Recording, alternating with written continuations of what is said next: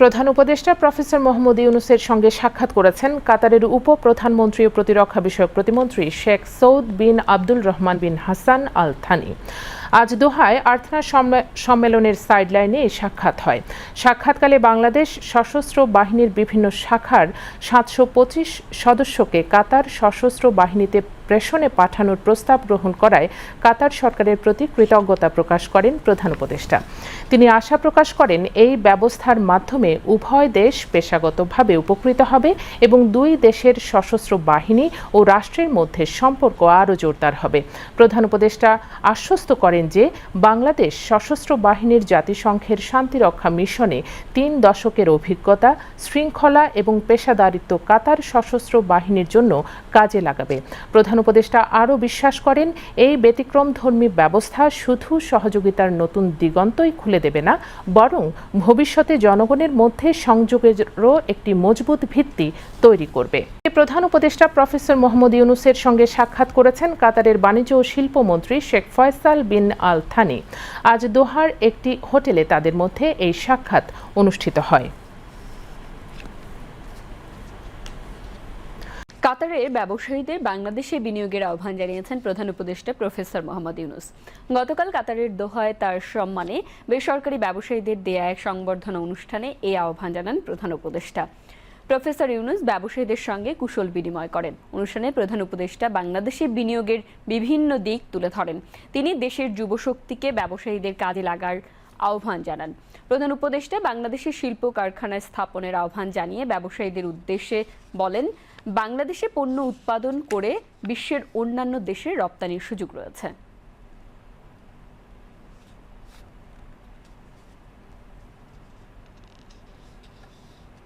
You look at Bangladesh as it is, with people and a tiny piece of land with lots of floods and everything else.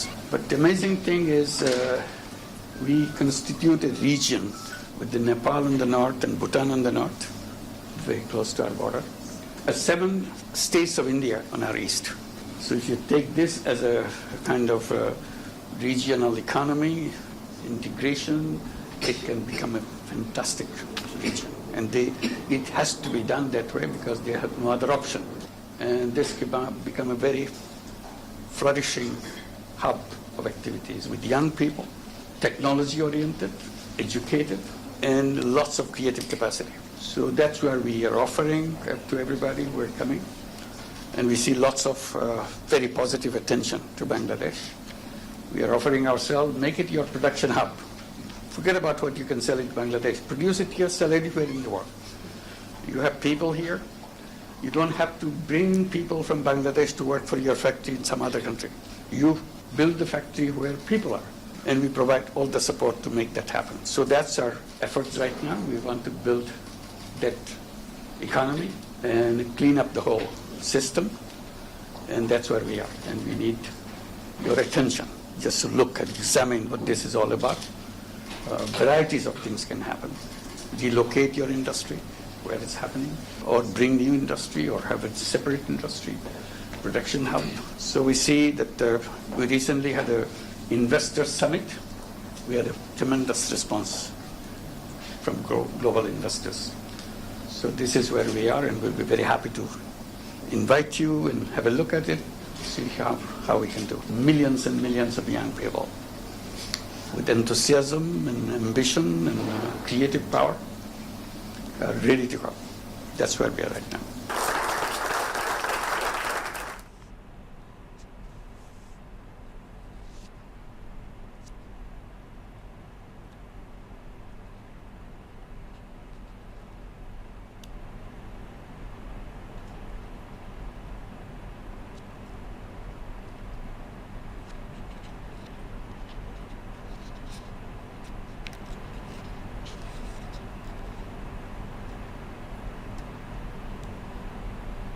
কাতারের আমিরের মা এবং কাতার ফাউন্ডেশনের chairperson Sheikh মোজা বিনতে নাসেরের সঙ্গে বৈঠক করেছেন প্রধান উপদেষ্টা প্রফেসর মোহাম্মদ ইউনূস। আজ কাতারের দোহায় আয়োজিত আর্থনা শীর্ষ সম্মেলনের ফাঁকে তাদের মধ্যে বৈঠক অনুষ্ঠিত হয়। সম্মেলনের ফাঁকে প্রধান উপদেষ্টা কাতারের উন্নয়ন তহবিলের চেয়ারপারসন সহ Sheikh Thani bin Hamad bin Khalifa Al থানির সঙ্গে বৈঠক করেন। বৈঠকে পারস্পরিক স্বার্থ সংশ্লিষ্ট বিভিন্ন বিষয় নিয়ে আলোচনা করেন তারা।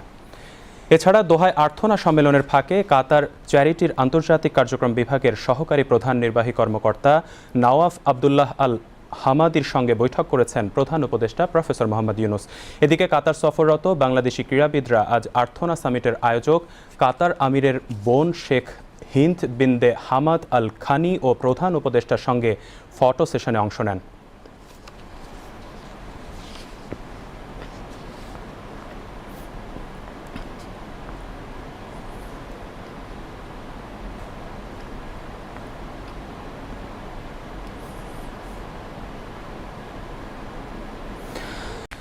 ক্ষুদ্র ঋণ ও সামাজিক ব্যবসা বিশ্বকে বদলে দিতে পারে বলে মন্তব্য করেছেন প্রধান উপদেষ্টা প্রফেসর মোহাম্মদ ইউনুস। তিনি আজ কাতারে আর্থনা শীর্ষ সম্মেলনের উদ্বোধনী অধিবেশনে দেয়া বক্তব্যে এই মন্তব্য করেন। সম্মেলনে ক্ষুদ্র ঋণ ও সামাজিক ব্যবসার মাধ্যমে কিভাবে জীবন বদলে দেওয়া সম্ভব সেই গল্প শোনান প্রধান উপদেষ্টা। শুধু বাংলাদেশ নয়, সারা বিশ্বে ক্ষুদ্র ঋণ ও সামাজিক ব্যবসার মাধ্যমে জীবন বদলে দিতে পারে। সম্মেলনে প্রধান উপদেষ্টা বিশ্বকে নিরন্তর ও সমতা ভিত্তিক ভবিষ্যতের পথ তৈরি করতে সম্মিলিতভাবে 6টি প্রস্তাব পেশ করেন। প্রধান উপদেষ্টা বলেন, বাংলাদেশ বিশ্বের জন্য আশার বাতিঘর হতে চায়। প্রধান উপদেষ্টা সামাজিক ব্যবসা, আর্থিক অন্তর্ভুক্তি ও ক্ষুদ্র ঋণ প্রান্তিক দেশগুলোতে টেকসই উন্নয়ন ও অর্থনৈতিক সুযোগ সৃষ্টির উপর গুরুত্ব আরোপ করেন। তিনি এমন একটি বিশ্ব গড়ে তোলার আহ্বান জানান যেখানে স্বপ্ন দেখার জন্য কেউ দরিদ্র থাকবে না। তিনি বলেন, শান্তি ও স্থিতিশীলতার টেকসই উন্নয়নের পূর্বশর্ত। ফিলিস্তিন ও রোহিঙ্গা সংকটকে বিশ্বের উপেক্ষা করা উচিত হবে না বলেও মন্তব্য করেন প্রফেসর ইউনুস। এর আগে দ্বিতীয় আর্থনা শীর্ষ সম্মেলনে যোগ দিতে কাতারের ম্যান্ডারিন ওরিয়েন্টাল হোটেলে পৌঁছালে প্রধান উপদেষ্টাকে স্বাগত জানান কাতারের মন্ত্রীসহ বিশিষ্ট ব্যক্তিবর্গ। বাংলাদেশের 4 নারী ক্রীড়াবিদ অংশ নেন কাতার ফাউন্ডেশনের সংবর্ধনায়।